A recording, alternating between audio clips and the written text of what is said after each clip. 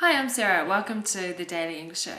Today's guest is Joanne from Bear Aware in Nelson. We met in Lakeside Park in Nelson and talked about bears. We don't have them in New Zealand, so I'm quite interested in bears, and I thought it might be good to know what to do if I happen to see a bear in Canada. So I asked her a lot of questions about bears.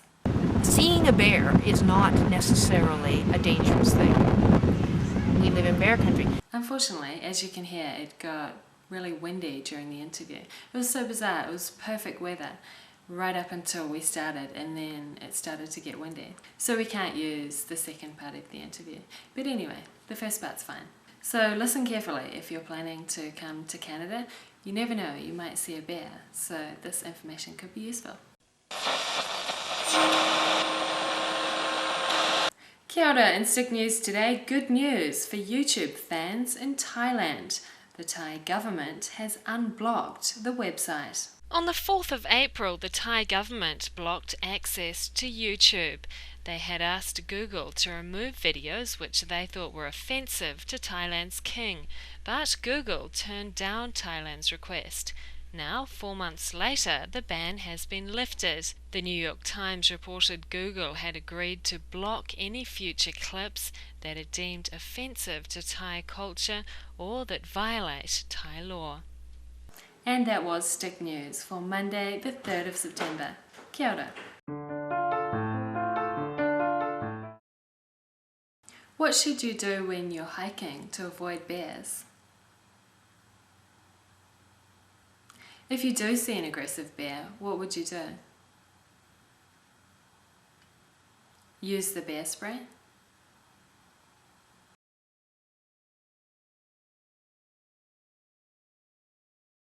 Okay, because this is bear country, and people who are hiking are choosing to play in bear country, then they should come prepared to perhaps meet a bear. And all bear-human encounters are not bad encounters. Most of the time, person meets bear, bear takes off, person goes, that was a bear. That's the usual encounter. So when you go hiking in bear country, you come prepared to make noise. Most bears don't want to encounter people, so they will just quietly slip away if they know people are coming. So singing, talking loudly. Some people say bear bells. I don't know if those work, but making noise should work. Carrying bear spray, because that's purely defensive, but if you do surprise a bear, then you can use bear spray within about 4 meters, and it will put, it's pressurized cayenne pepper, so it will burn the bear's eyes, but it won't permanently hurt the bear. And then that's how I would go hiking, and keeping children within a safe distance of you and educating them too. Like, don't chase the bear.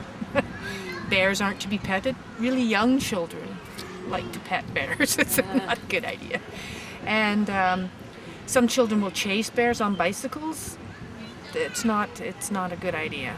And not to feed the bear. Some children will feed the bear. Well, the bear will maybe accept the food, but may react to a child as if it's another bear, and react much more roughly than a human child can handle. So educating your children, and if you take a dog, keep the dog on a leash, or have a dog that is so well trained it will come, because what happens is the dog chases the bear.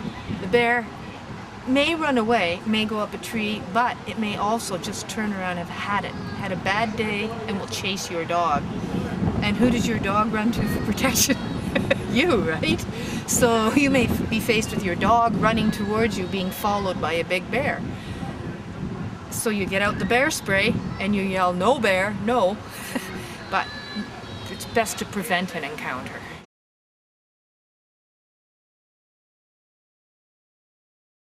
But you have your bear spray out, and a bear that's standing on its back legs is not being aggressive. It's just looking to see what you are and to smell you, so that's not aggression. Okay, if a bear is coming towards you and you are uncomfortable, use the bear spray.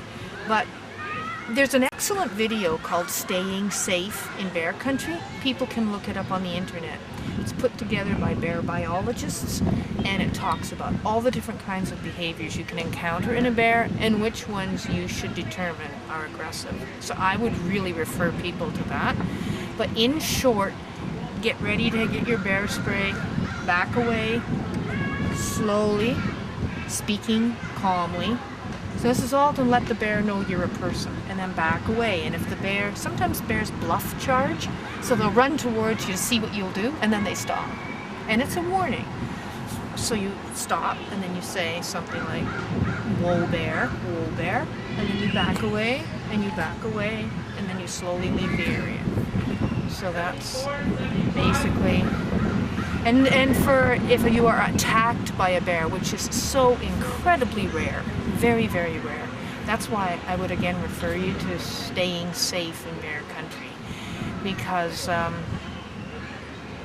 there are two different kinds of attacks. There's a defensive attack where you have surprised the bear, and the bear's feeling threatened, and it will attack but then leave. It's just trying to get rid of you as a threat.